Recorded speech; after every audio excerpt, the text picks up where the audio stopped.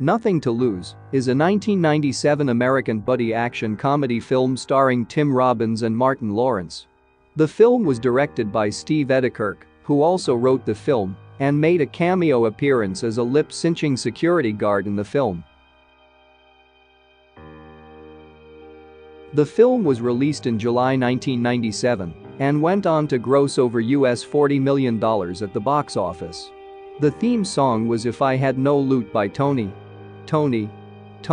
but it was a remixed version of the song Not Tonight, performed by Lil' Kim and featuring Da Brat, Left Eye, Angie Martinez, and Missy Elliott, that garnered the most attention from the soundtrack as it gained much airplay on television and radio and reached the top 10 on the Billboard Hot 100 chart. The film was shot at various locations in California and New Jersey. The main California locations were Los Angeles, including the U.S. Bank Tower for Nick's office, and Monrovia. The main location in New Jersey was Bloomfield. Did you know? The name of Martin Lawrence's character is not revealed until 50 minutes into the film. Despite the fact that this was filmed in the standard spherical format, filmed in Panavision, is listed in the end credits. Martin Lawrence and John C. McGinley would also appear together in Wild Hogs, 2007, 10 years later. When Rig and Charlie rob the convenience store, the clerk says the money's all locked up. When Charlie jumps over the counter, the cash register is partially open before he hits it. Victoria Redstall's debut.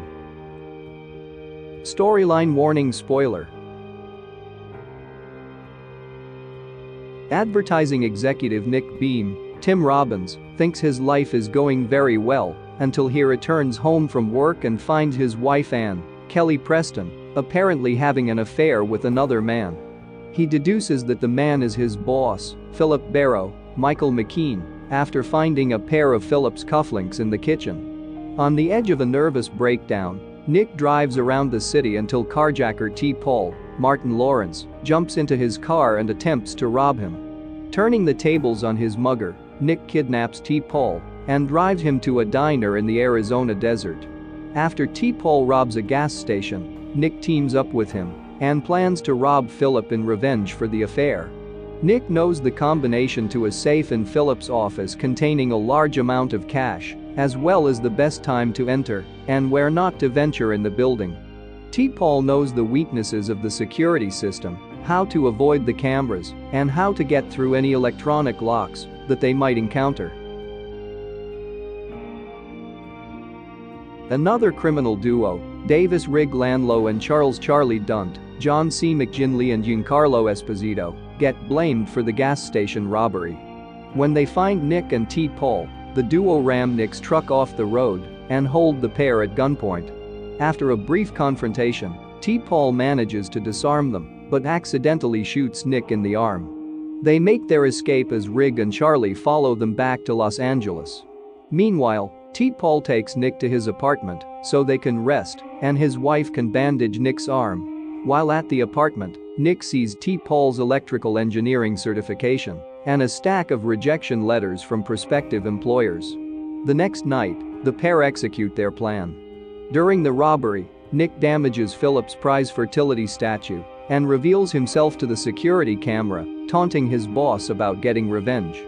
The pair then hide from a security guard, Steve Edekirk, who lip cinches to music for over an hour. The guard soon leaves, and they leave the office unseen, and they settle at a hotel. It becomes bad when Rig and Charlie, who stole Nick's business card and followed them from the office to the hotel, show up at their room, take T. Paul hostage and steal the money. Meanwhile, Nick has gone to the bar to have a drink, where he meets Danielle, Rebecca Gayheart, a flower shop woman he met earlier. When Danielle takes him up to her room to have sex with him, Nick is about to sleep with her until he refuses and leaves. Nick calls Ann to confront her about the affair, but she explains that he was wrong. Nick actually caught Ann's sister and her fiancé in bed when they came into town earlier than expected. Having never seen her sister before, Nick mistook her for Ann. He learns that Philip's cufflinks were left behind at a past Christmas party and Anne left them out for Nick to return them to Philip, and Anne still loves him. Overcome with remorse, Nick remembers about T-Paul, returns to the room, and saves T-Paul from a trap that Rig and Charlie placed him in. They catch up to Rig and Charlie and chase them into an alley. Nick shoots the gun out of Rig's hand, and the pair get back the money as they leave Rig and Charlie tied up for the police to find them. As they are driving away, Nick insists on returning the money back to the office, but T-Paul, who had planned on using the money to move his family out of their troubled neighborhood, refuses to take it back, and they get into a fight. After they stop fighting, Nick assures T-Paul that nobody will bother to look at the security tapes unless something is missing or damaged, and that he can still make things right. T-Paul decides to give the money to Nick and ends their partnership. He walks back home to his family while Nick drives back home and reunites with Anne. Returning to his job, Nick is told that Philip is reviewing the security tapes to investigate a burglar who vandalized his statue. Nick races to his boss's office but is too late to stop them, only to discover that the tape was recorded over right before the burglar removed his mask, and that a man identifying himself as an electrician was allowed into the building earlier in the day. Knowing that T-Paul is the one who recorded over the tape, Nick goes to see T-Paul and thanks him for saving Nick from losing his job.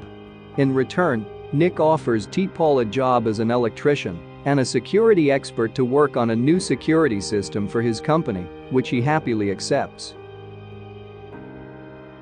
In the post-credits scene, a mailman shows up at the gas station in Arizona and returns the money that T-Paul stole. See you later.